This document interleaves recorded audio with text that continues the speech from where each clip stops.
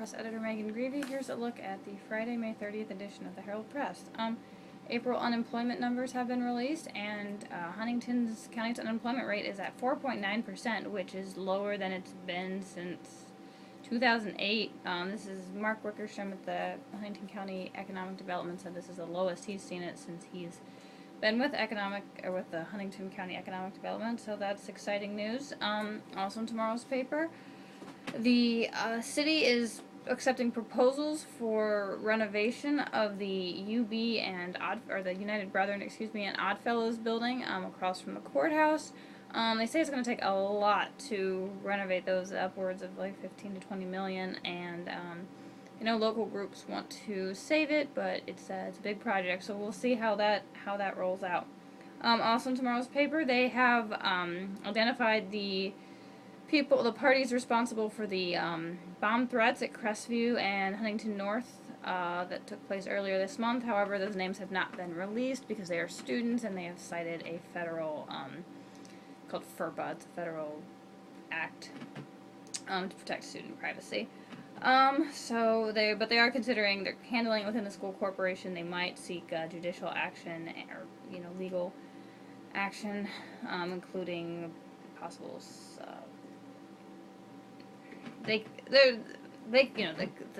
people involved could face criminal charges. They could also go to small claims court for the cost of disrupting class for 2 half days, for half days in each case. So, yeah.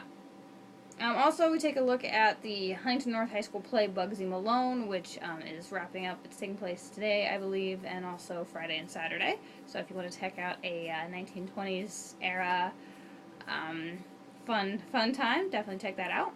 And then on the worship page, I spoke with John and Linda Kneck of the local Church of Jesus Christ of Latter-day Saints, who recently returned from a 18-month trip to Tanzania.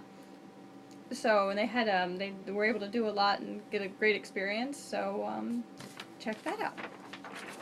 On the sports page, the softball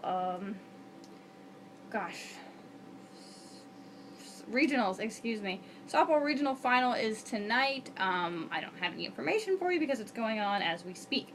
So good luck to our Vikings on that, and hopefully they come home with a victory. But either way, we'll be proud of you. So look for that there'll be stuff in Friday's paper.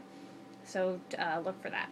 Also, the baseball team is taking the postseason 1 game at a time, starting with playing Fort Wayne at 10 a.m. Saturday at Forest Glen Park. So if you're a fan of Huntington North baseball, check that out. Forest Glen Park, I think, is a great facility.